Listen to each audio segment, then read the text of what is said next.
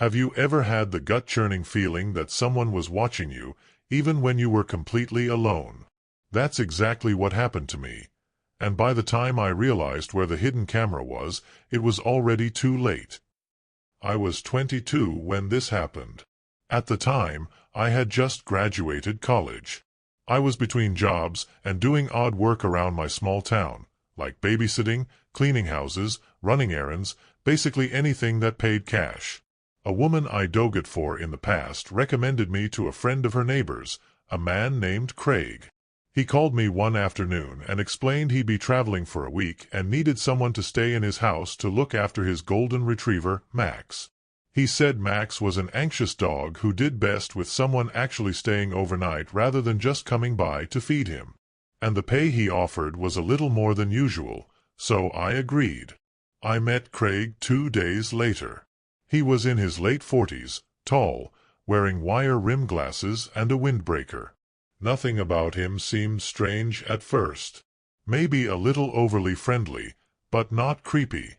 His house was on the edge of town, tucked back in a wooded area. The place itself was nice, but a little dated, like with beige carpets and floral curtains. Craig walked me through everything, how often to let Max out, where the spare key was, which fridge items I could use.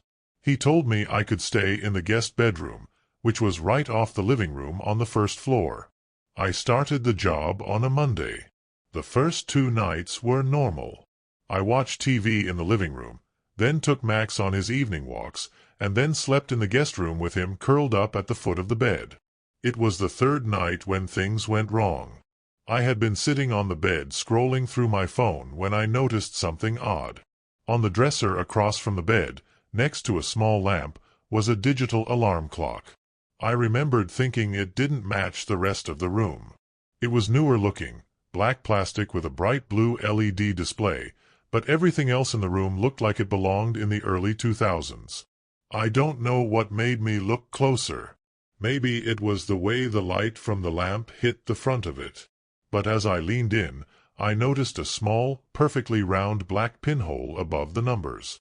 At first, I thought it was just a sensor, but then I noticed the angle. The tiny hole was pointed directly at the bed. My stomach dropped. I had read stories about hidden cameras and alarm clocks before, but I'd never actually seen one in person. My mind started racing.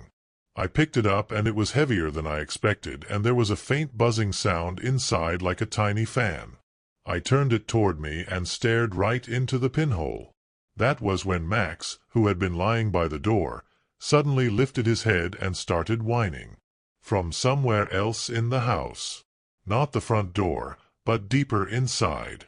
I heard the unmistakable sound of a door closing. Every hair on my body stood up. Craig wasn't supposed to be back until Sunday, and it was only Wednesday night. I froze, holding the clock in my hands, my heart pounding so hard it almost hurt. Then I heard slow footsteps on the hallway carpet. I quickly set the clock back down and moved to the door, locking it just as the footsteps stopped outside. Then Craig's voice came through, calm, but slightly out of breath. He was saying he had left something in there the last time he was home and needed me to open the door. I couldn't speak. A moment later, he said it wasn't what I thought, claiming it was a motion sensor for the dog and that he hadn't wanted to freak me out by mentioning it. I backed away from the door, my hand over my mouth. He told me to come out and that we would talk like adults, but when I didn't respond, his knocking turned into pounding. He yelled at me to open the door with his voice no longer calm, but sharp and angry. Max started barking and jumping at the door, which only made Craig sound more agitated. I glanced at the window, which was low enough to the ground to climb out, but it was locked. So, I fumbled with the hatch, my hand shaking so badly it took me 3 tries to open it. Behind me, Craig was still pounding, now shouting that if I didn't open the door, he would get the key to the room and call the cops and tell them I broke into his house. I didn't wait to hear more. I shoved the window open, climbed out awkwardly, and dropped onto the grass outside. Max scrambled after me, his nails clicking on the window ledge, but he ultimately gave up and didn't jump out. I ran through the side yard and down the gravel driveway until I reached the road. My phone was in my pocket, and I called my mom, who lived 15 minutes away. I told her to come get me right now. By the time she pulled up, I was hiding behind a cluster of mailboxes. Craig's house was nowhere in sight from that spot, but I kept looking over my shoulder. I stayed at my mom's for the rest of the night. The next morning, I blocked Craig's number and called the lawyer. The lawyer said that without physical proof, like a recording of the camera or the device itself, pressing charges would be difficult. Even if the clock was a hidden camera, Craig could claim it was a harmless motion sensor. And without evidence, it would be my word against his. I wanted to go back and take a picture of it, but my lawyer strongly advised against returning to the house alone, and the idea of seeing Craig again made my skin crawl, so nothing happened to him. I never got paid for the 3 nights I stayed there. The woman who had recommended me to him stopped responding to my messages, and I never found out if she knew anything about him. For weeks afterward, I had nightmares about waking up to see a camera lens watching me from across the room. I started checking every clock, smoke detector, and picture frame in my own apartment. And I still think about that moment I looked into that little black lens and the sound of the door closing somewhere behind me in a house I thought was empty, which says to me he may have been in the house the whole time, watching me through that camera. I booked the Airbnb in late September, a week before my girlfriend Emma and I planned to spend a few days visiting her sister in a small town about 3 hours from where we lived. And I picked it because it was cheap, close enough to her sister's place, had good reviews, and looked cozy in the listing photos. An old 2-story house with a wraparound porch, warm yellow lighting in the living room, hardwood floors that gave it a kind of storybook feeling, and one small detail in the description that I didn't think much of at the time, which was a note telling guests that the basement storage room was off limits. I had stayed in places where the owners kept certain areas locked. It's pretty common for them to store personal belongings somewhere, so it barely registered as important. But when we pulled into the driveway just before sunset on the first evening, the place looked a little more weathered than in the photos. And there was something about the fact that it stood alone with only one other house in sight a good distance away, surrounded by dark tree lines and a narrow road leading in that it made me think twice. The host, Alan, was waiting for us on the porch before we'd even gotten out of the car. He was tall but slightly hunched, maybe in his late 50s, with thin gray hair combed neatly over his head. He was dressed in a perfectly pressed flannel shirt tucked into his jeans. He smiled, but it was the kind of smile that didn't quite reach his eyes. It made me think of Mr. Beast, a little too practiced. His eyes lingered on us just a bit too long when we shook hands. And though his voice was friendly enough, there was a subtle firmness to it when he began showing us around. He led us through the front door into a hallway that smelled faintly of dust and something sweet, almost like candle wax, though I didn't see any candles. The living room had a big couch facing an old television. The kitchen looked clean but dated. And when we went upstairs, the single bedroom had a large bed under a ceiling fan and a small dresser with a mirror. Then when he came back down, Alan stopped at a door near the kitchen and tapped a heavy padlock hanging from it. He told us in a more commanding tone that that door stayed locked, that it was his storage space, and that there was no reason for us to go down there for anything. He didn't smile this time. He just moved on to point out where the extra towels were in the bathroom before wishing us a pleasant stay and heading out the front door. After he left, Emma and I unpacked, made some tea, and sat outside on the porch for a while, listening to crickets and the occasional rustle of leaves in the trees. By the time we got into bed, the quiet was almost unnerving. No traffic, no distant voices, just pure silence. Sometime after midnight, I thought I heard a faint dull thud from below us. I paused and listened for more, but it didn't come again. So, I told myself it was probably the house settling. The next morning, we got breakfast in town, explored a few shops, and met up with Emma's sister for lunch. We stayed out until just after dark, then went back to the house to make dinner and watch a movie. Around 2 o'clock in the morning, I woke up to use the bathroom. As I headed back toward the bedroom, I froze halfway up the stairs when I heard a dragging sound from the basement, like something heavy being pulled across a rough floor. It lasted maybe 5 seconds, stopped, and then started again. My first thought was that maybe Alan had come back for something, but he had told us he wouldn't be around at all during our stay. I stood there listening until it stopped, then went into the bedroom and asked Emma in a whisper if she was awake. She said she was and that she heard it too. We stayed awake for another half hour, but the sound didn't return. The second night was worse. We'd spent the day hiking and were exhausted, but sometime around 2:30 a.m. the noises started again. Not dragging this time, but footsteps. 4 or 5 in a row, then a pause, then 3 more. Each pause lasting long enough to make me think that whoever or whatever it was listening. Emma whispered that she thought she heard breathing between the steps. My heart was pounding, but I didn't want to get up and risk making a noise. So, we just lay there, eyes wide open, staring at the ceiling until morning. By the third morning, the atmosphere in the house felt different. We still went out and did touristy things, but whenever we came back, it was like a heaviness settled over the rooms. I decided to check the basement door during the day. It was still locked, but when I leaned closer, I thought I could smell something faint and unpleasant, like stale, damp air mixed with a hint of something sour.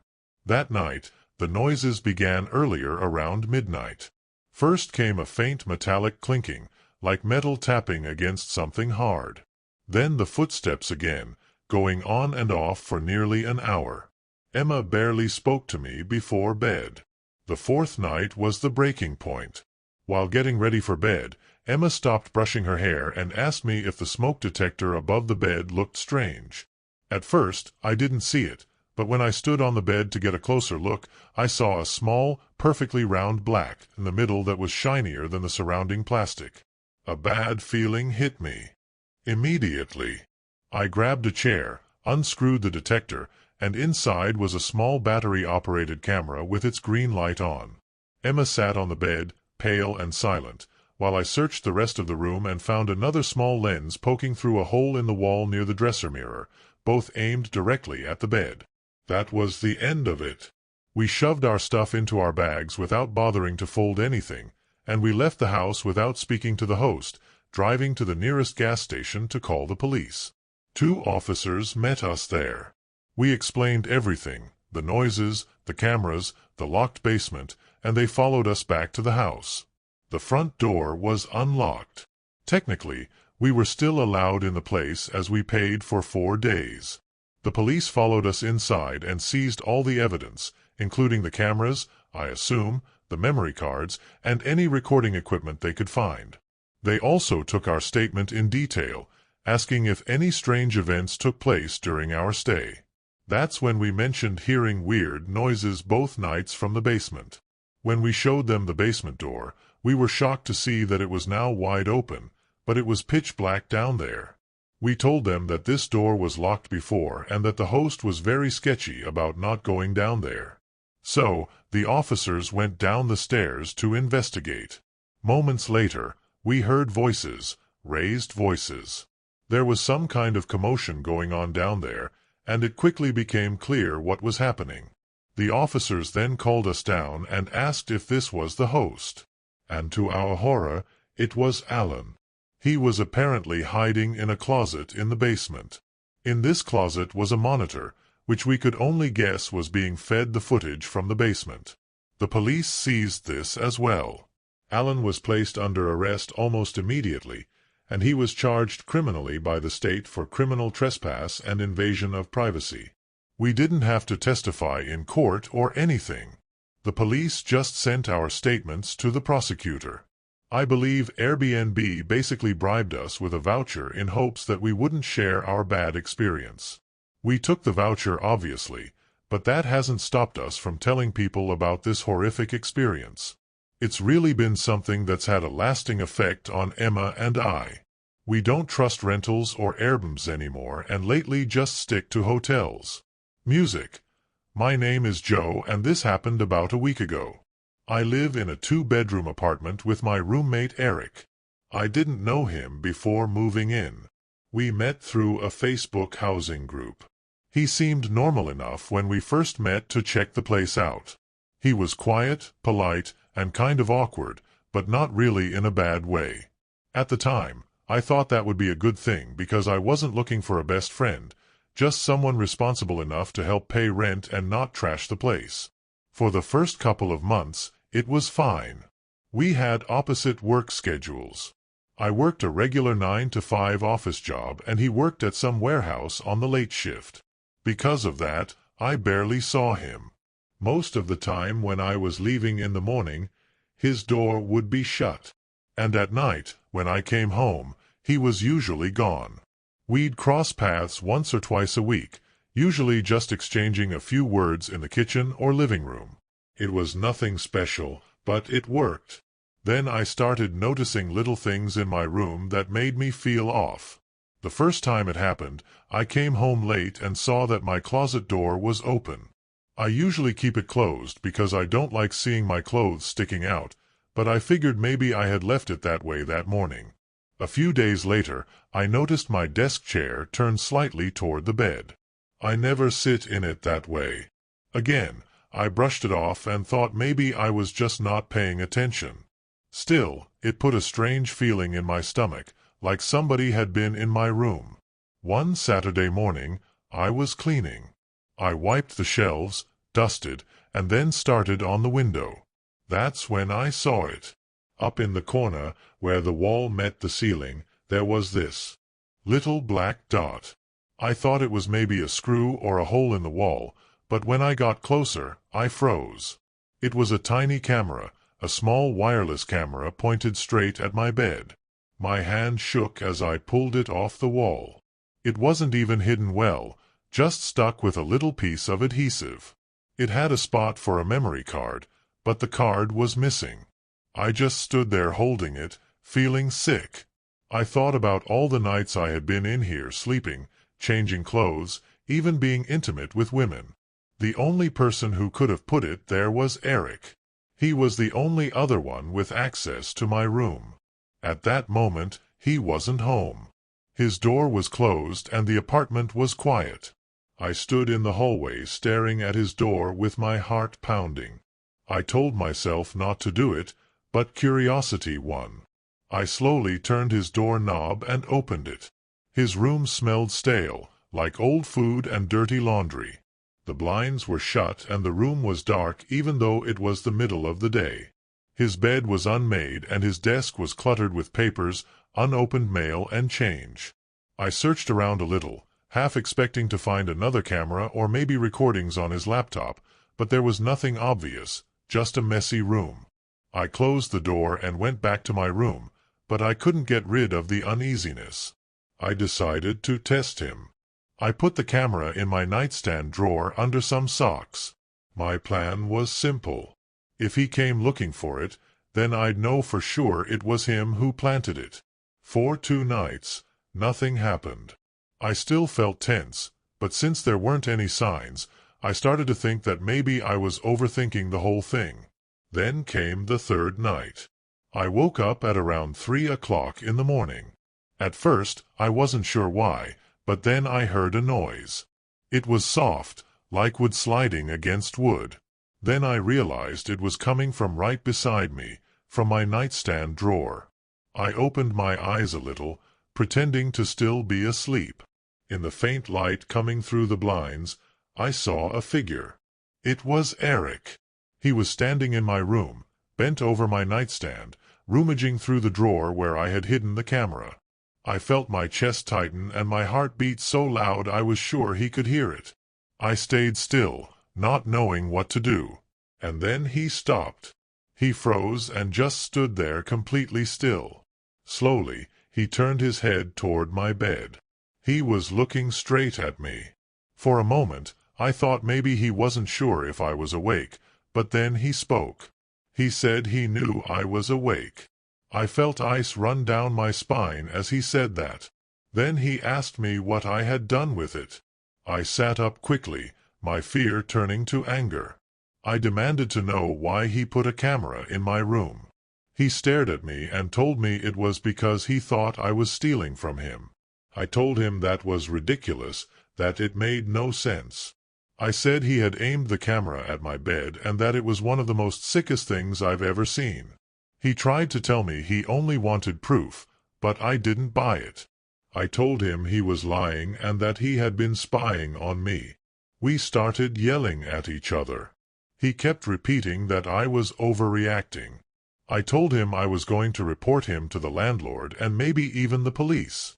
My voice was shaking with both fear and rage. Finally, I yanked open the drawer, grabbed the camera, and held it up. I told him that this was proof and that he was never getting it back.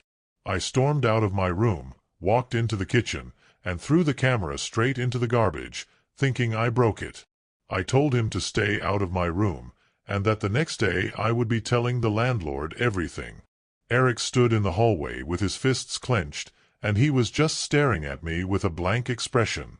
Then he turned and walked back into his room without another word. I didn't sleep the rest of that night. I sat on the couch with the TV on, too afraid he might come back into my room. Every little sound in the apartment made me jump. When the sun finally came up, I checked the garbage can.